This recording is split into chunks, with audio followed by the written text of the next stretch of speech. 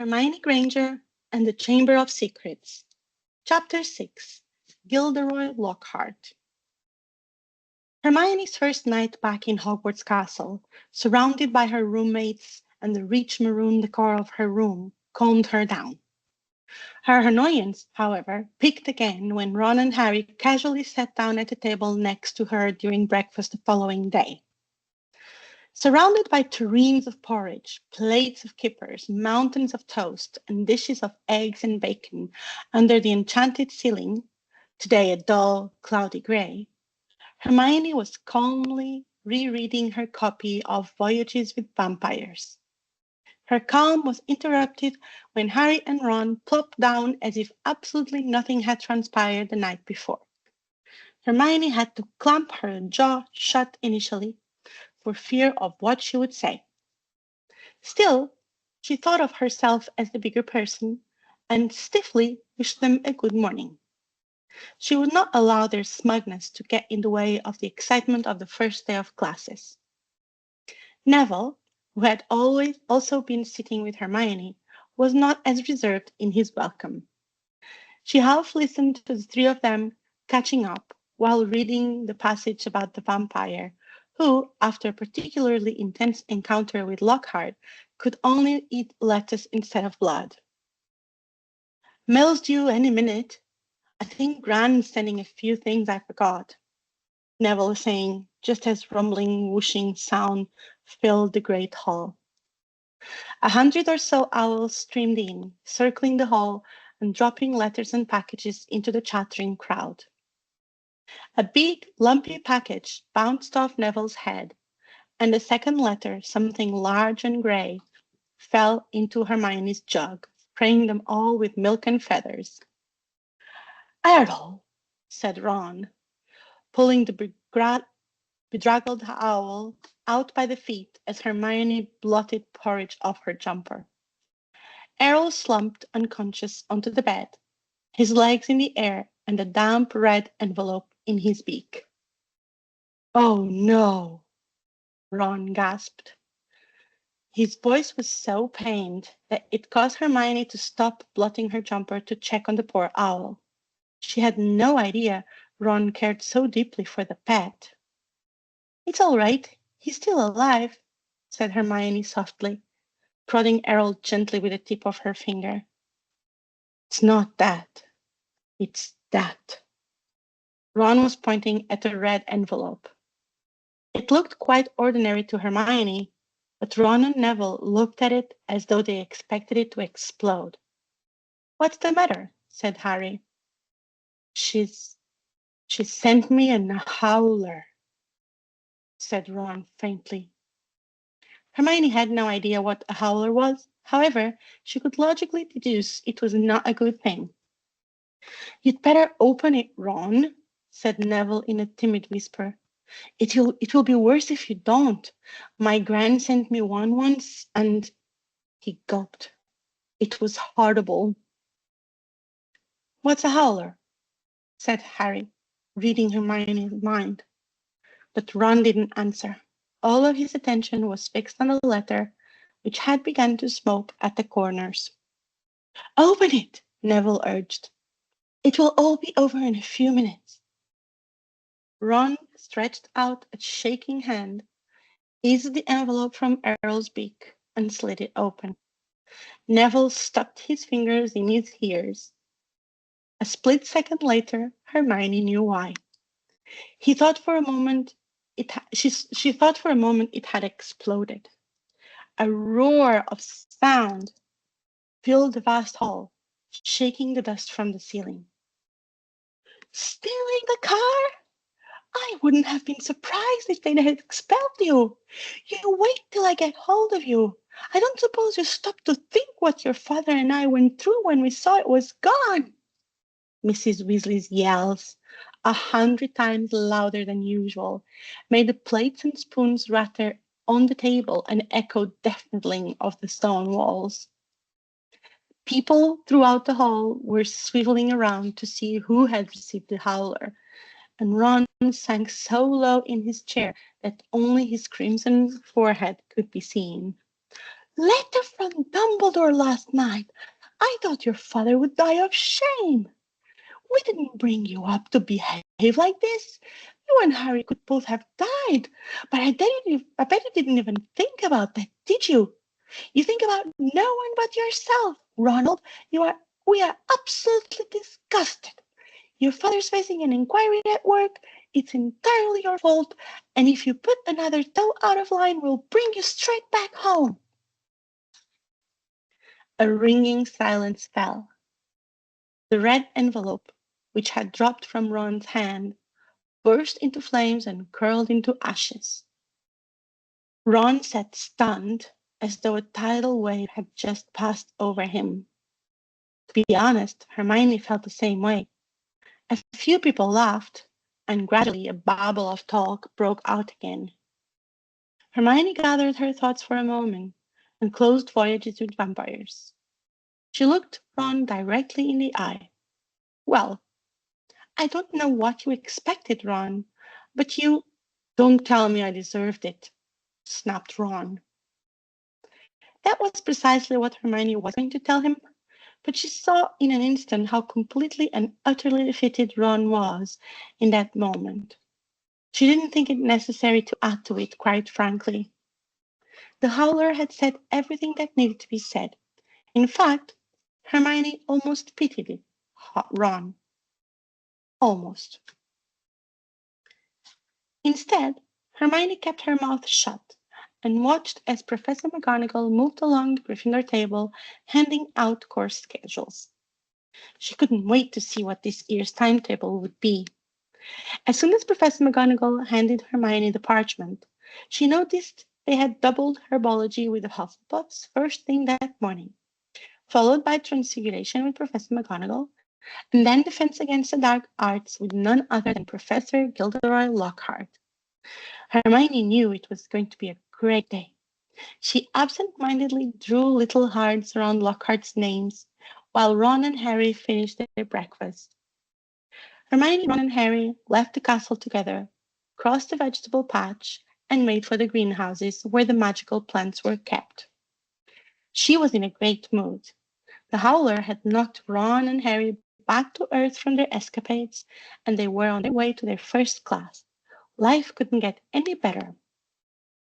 The whole way to the greenhouses, Hermione filled the boys in on what they missed on the train ride to Hogwarts and the sorting ceremony. Chattering away to her friends under the sunny skies of Scotland, Hermione felt a certain peace washed over her that she hadn't felt all summer. As they neared the greenhouses, they saw the rest of the class standing outside, waiting for Professor Sprout. Harry, Ron, and Hermione had only just joined them when she came striding into view across the lawn, accompanied by Gilderoy Lockhart. Hermione's heart skipped a bit. She barely noticed at first that Professor Sprout's arms were full of bandages. Hermione tried to figure out why. A brief look to the west towards Swamping Willow in the distance unfortunately confirmed the reason. Several of the tree branches were in slings. She had been tending to the Whomping Willow, which most assuredly been damaged by Ron and Harry's adventures. Professor Sprout was a squat little witch who wore a patched hat over her flyaway hair. She was usually a large amount of earth on her clothes and fingernails. Usually, she didn't look as disheveled, but standing next to the impeccable Gilderoy Lockhart made it even more apparent. Gilderoy Lockhart towered over the witch in sweeping robes of turquoise, his golden hair shining under a perfectly positioned turquoise hat with gold trimming. He flashed the same smile Finnegan would as he would approach the Granger's cottage. "Oh, hello there," he called, beaming around at the assembled students. Hermione's heart melted. "Just been showing Professor Sprout the right way to doctor a whomping willow. But I don't want you running away with the idea that I'm better at herbology than she is. It just happens to have met I just haven't happened to have met several of those exotic plants on my travels." "Greenhouse tree today, chaps," said Professor Sprout, who was looking distinctly disgruntled and not at all her usual cheerful self. Hermione, however, didn't immediately jump in line to head to Greenhouse 3. They had only ever worked in Greenhouse 1 before. Greenhouse 3 housed far more interesting and dangerous plants. She was too busy staring at Gilderoy Lockhart. Professor Sprout took a large key from her belt and unlocked the door, which snapped Hermione out of her trance. She caught a whiff of damp earth and fertilizer, mingling with the heavy perfume of some giant, umbrella-sized flowers dangling from the ceiling. She was intrigued, and her interest started to shift. That is until Professor Lockhart spoke again. Harry, I've been wanting a word. You don't mind if he's a couple of minutes late, do you, Professor Sprout? Judging by Professor Sprout's scowl, she did mind. But Lockhart said, That's the ticket, and closed the greenhouse door in her face. Hermione scowled as well. Why couldn't Lockhart want a word with her too? She tried to pay attention to Professor Sprout's introduction, but found herself stealing looks through the greenhouse's smudged glass at Lockhart and Harry. They seemed deep in conversation. Hermione longed to be a part of it, but forced herself to pay attention. She may not be as brave as Harry was, but she certainly was smarter. Professor Lockhart would most certainly notice her for her smarts once he saw her in class.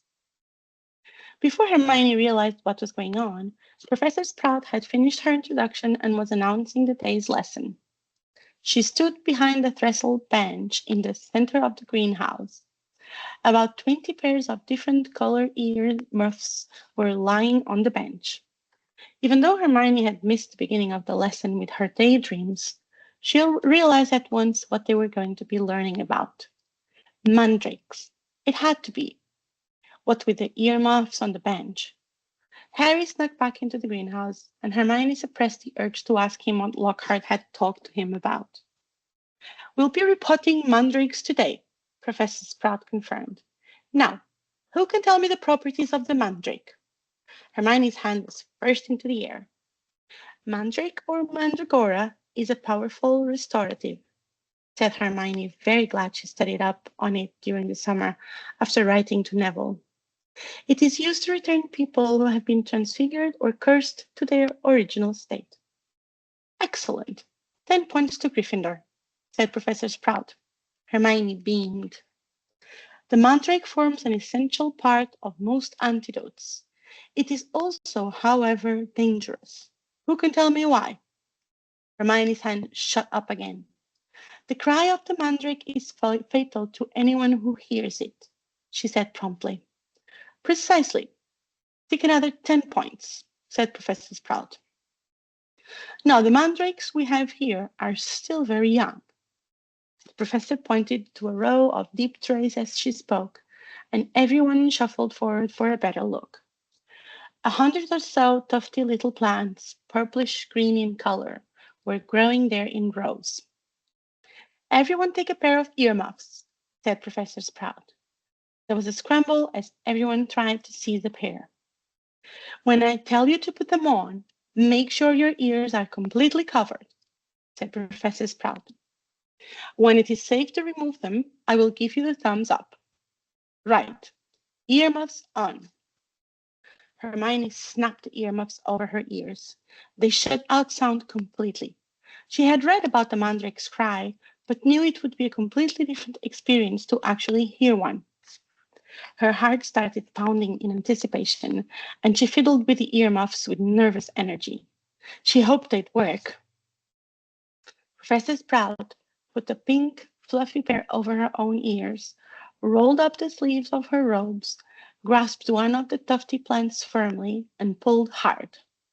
Hermione held her breath. Instead of roots, a small, muddy, and extremely ugly baby popped out of the earth. The leaves were growing right out of its head. It had pale green, mottled skin and was clearly bawling at the top of its lungs.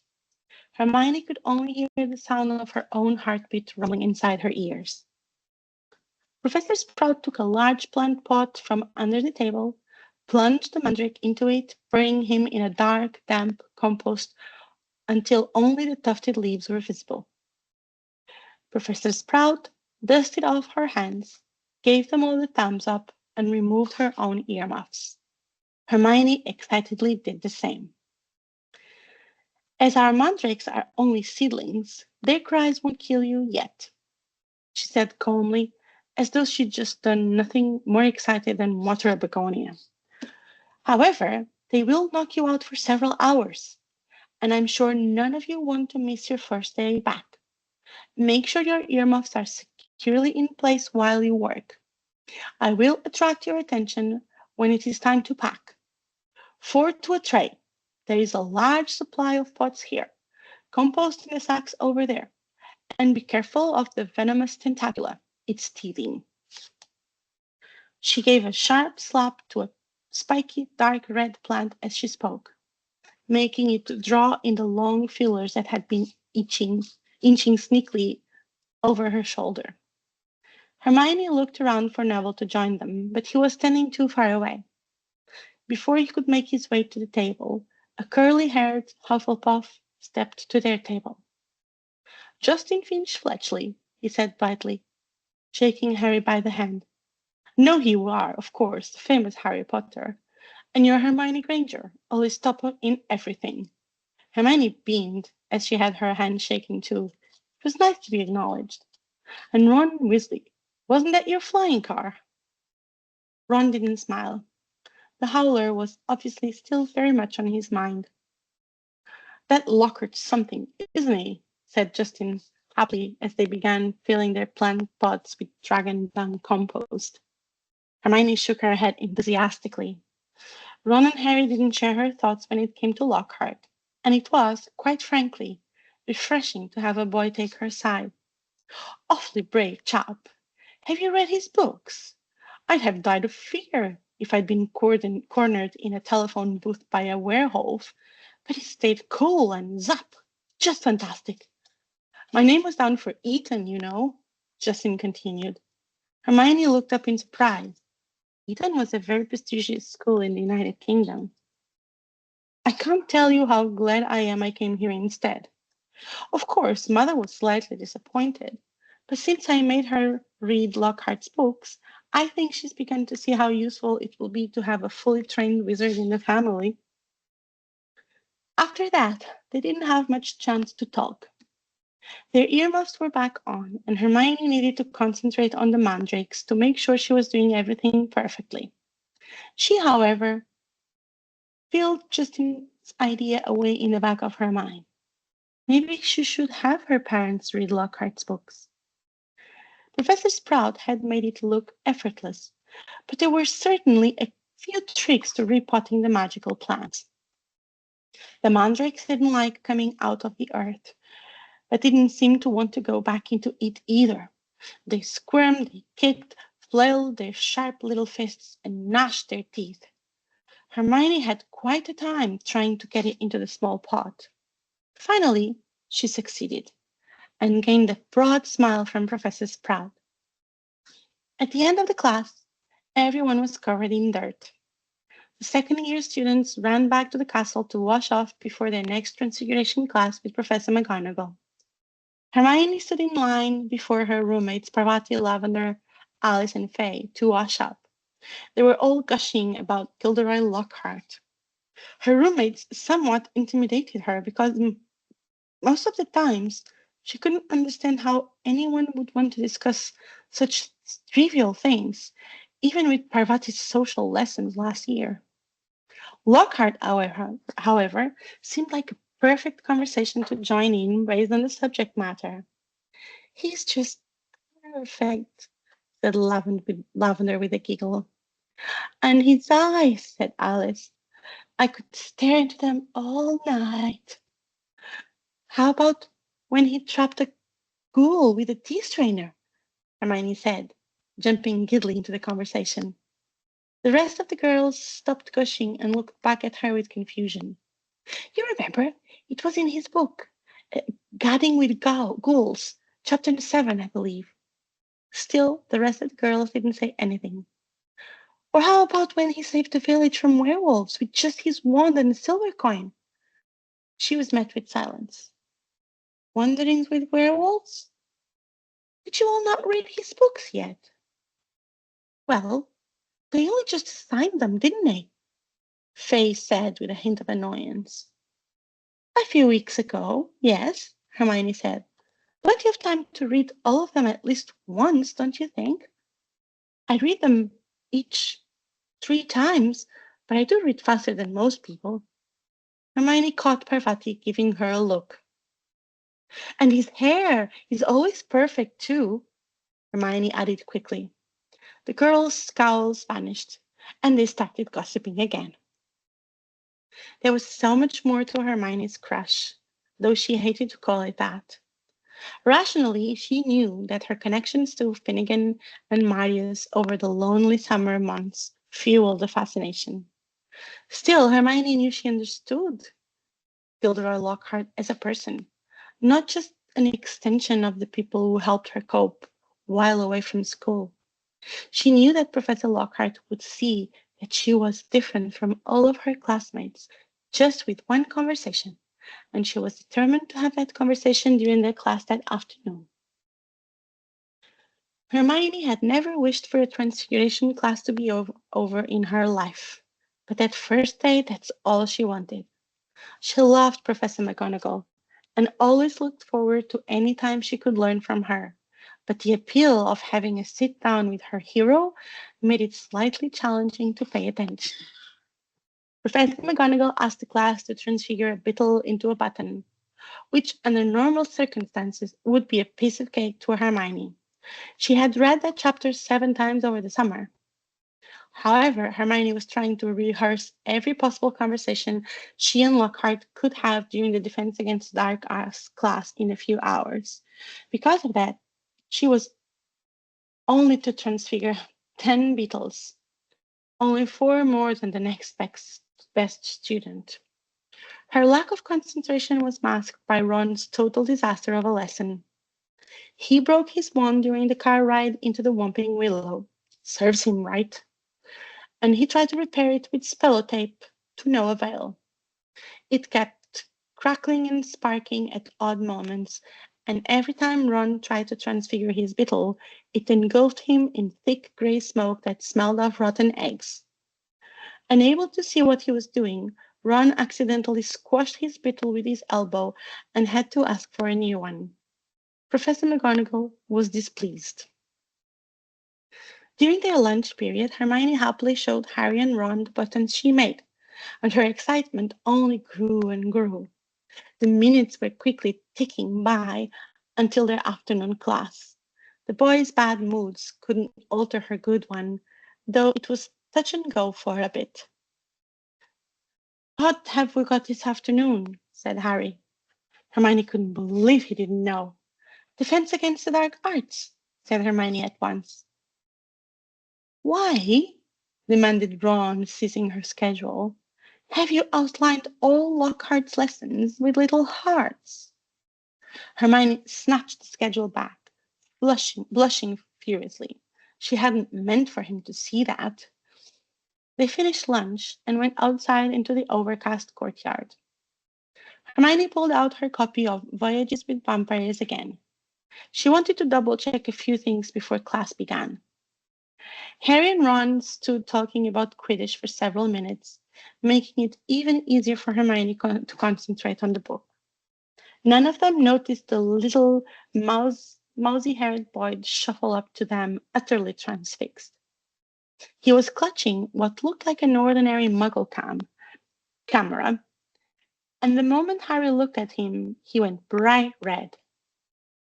All right, Harry, I'm Colin Creevey, he said breathlessly, taking a tentative step forward. Hermione glanced up and smiled at Colin, but he didn't blink in her direction. He was too enamored with Harry and Ron to look at her. I'm in Gryffindor too, Colin continued. You think, would it be all right if... Can I have a picture? He said, raising the camera hopefully. Hermione scolded herself for forgetting to introduce Colin to Harry as she had promised. But with all of the craziness of the Whomping Willow, it was an easy transgression. A picture? Harry repeated blankly. So I can prove I've met you, said Colin Creevy, eagerly edging further forward. I know all about you. Everyone's told me about how you survived when you know who tried to kill you and how he disappeared and everything, and how you still got a lightning scar on your forehead. And a boy in my dormitory said if I develop the film in the right potion, the pictures will move. Colin drew a great, shuddering breath of excitement and continued. It's amazing here, isn't it? I never knew all the odd stuff I could do was magic till I got the letter from Hogwarts. My dad's a milkman. He couldn't believe it either. So I'm taking loads of pictures to send home to him. And it would be really good if I had one of you. He looked imploringly at Harry and Ron. Maybe your friend could take it, and I could stand next to you, and then could you sign it? Signed photos? You're giving signed photos, Potter. Loud and scathing, Draco Malfoy's voice echoed around the courtyard. He had stopped right behind Colin, flanked, as he always was at Hogwarts, by his large and thuggish cronies, Crabbe and Goyle. Hermione snapped her book shut in disgust. Everyone line up, Malfoy roared to the crowd. Harry Potter's giving out signed photos. No, I'm not, said Harry angrily. Hermione noticed his fists clenching. Shut up, Malfoy. You're just jealous, piped up Colin, whose entire body was about as thick as Crabbe's neck. Hermione was impressed at his confidence, but wished he hadn't brought attention to himself. Malfoy was dangerous. Jealous? Said Malfoy, who didn't need to shout anymore. Half the courtyard was listening. Of what? I don't want a foul scar right across my head. Thanks. I don't think getting your head cut open makes you that special myself. Crabbe and Goyle were sniggering stupidly. It's slugs, Malfoy, said Ron angrily. Crabbe stopped laughing and started menacingly rubbing his knuckles. Be careful, Weasley, sneered Malfoy. You don't want to start any trouble, or your mummy will have to come and take you away from school. He put on a shrill, piercing voice. If you put another toe out of line, a knot of slithering fifth ears nearby laughed loudly as this. Hermione's heart ached for Ron. Weasley would like a signed photo, Potter, smirked Malfoy. It would be worth more than his family's whole house.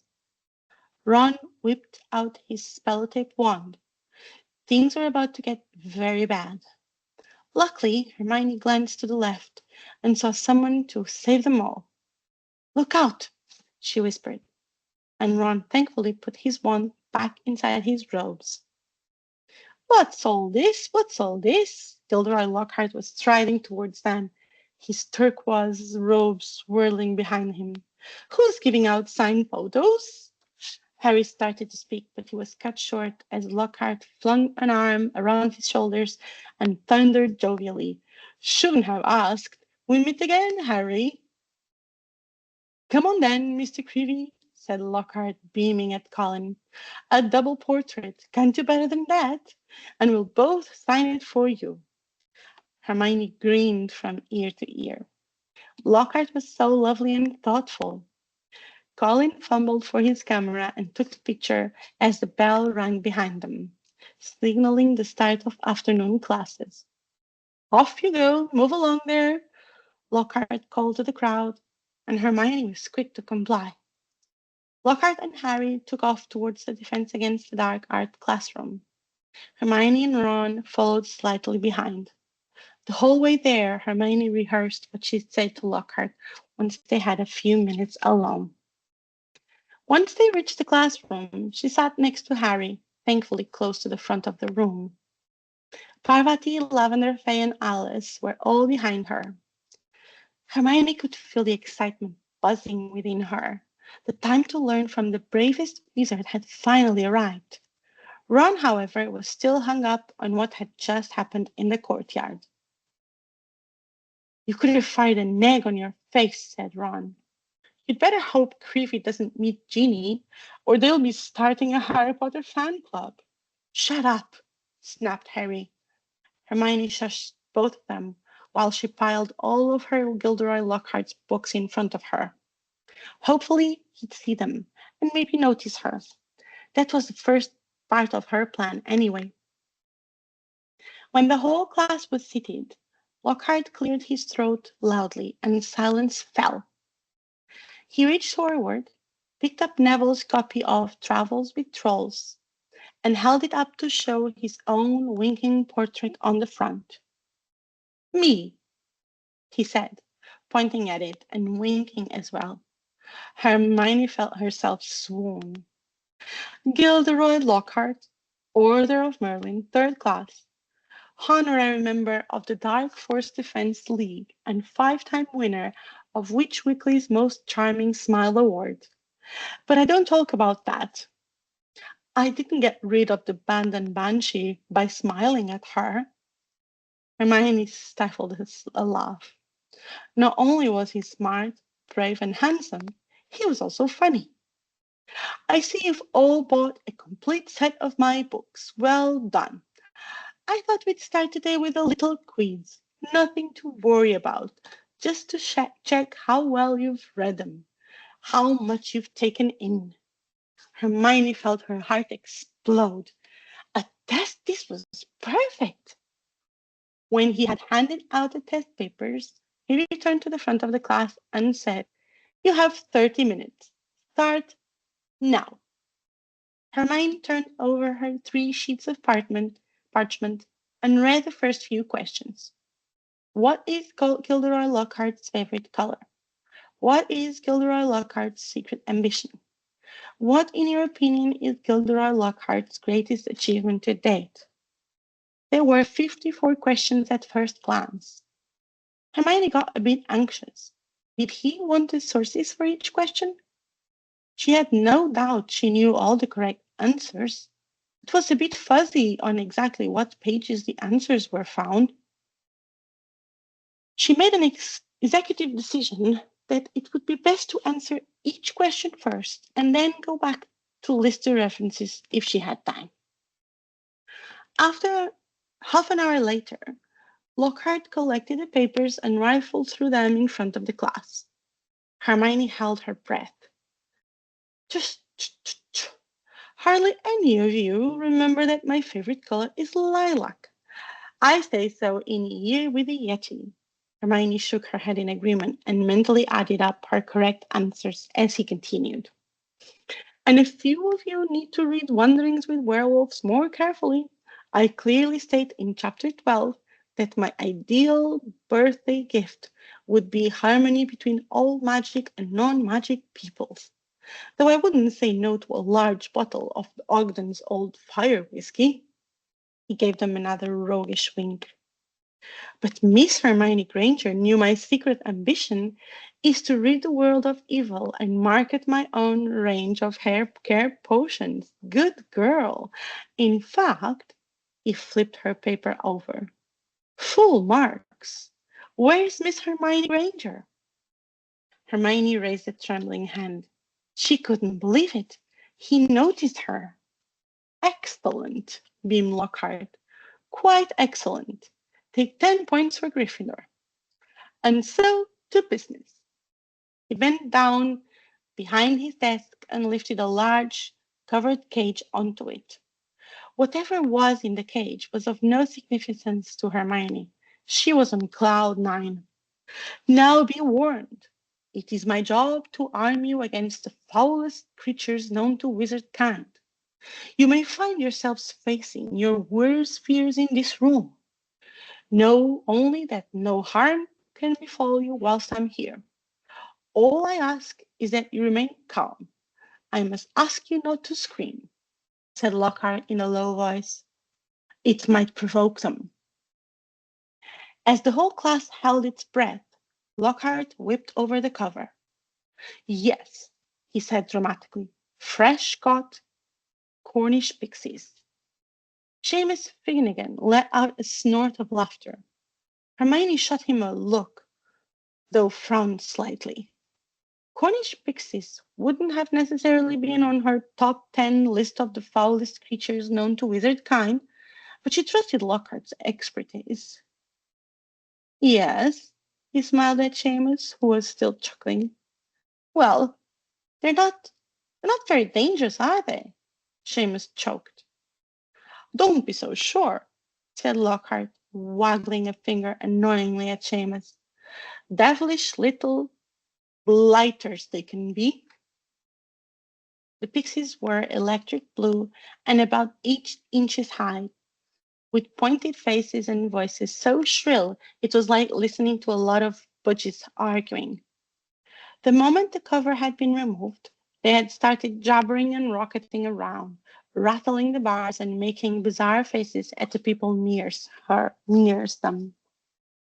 Right then, Lockhart said loudly, let's see what you make of them. And he opened the cage. It was pandemonium. The pixies shot in every direction like rockets.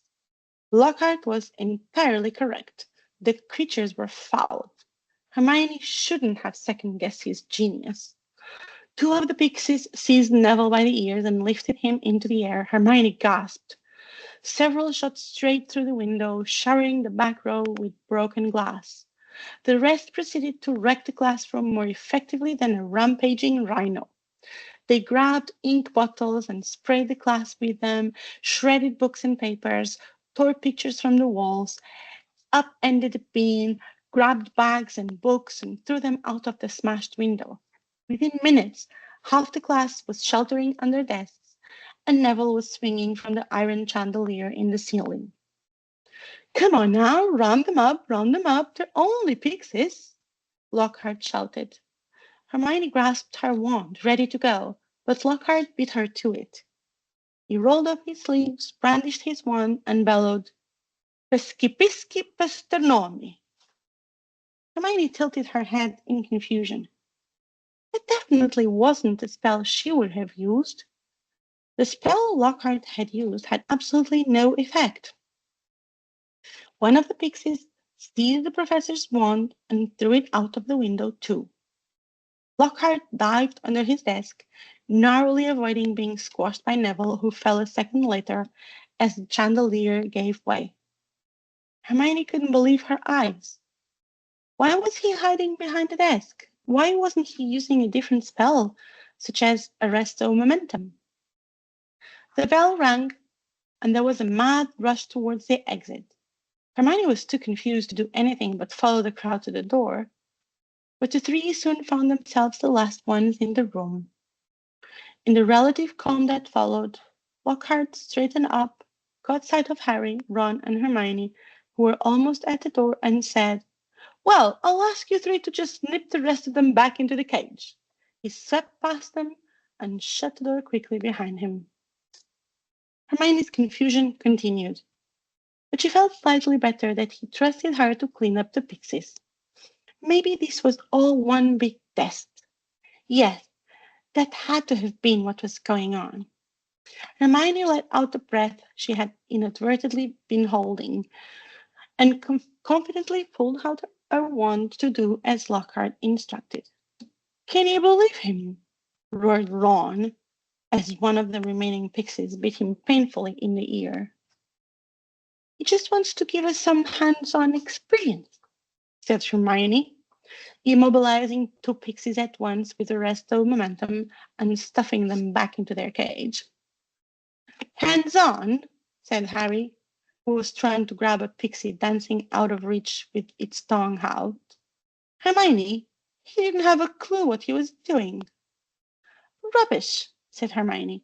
You've read his books. Look at all those amazing things he's done. He said he's done, Ron muttered. Hermione scowled.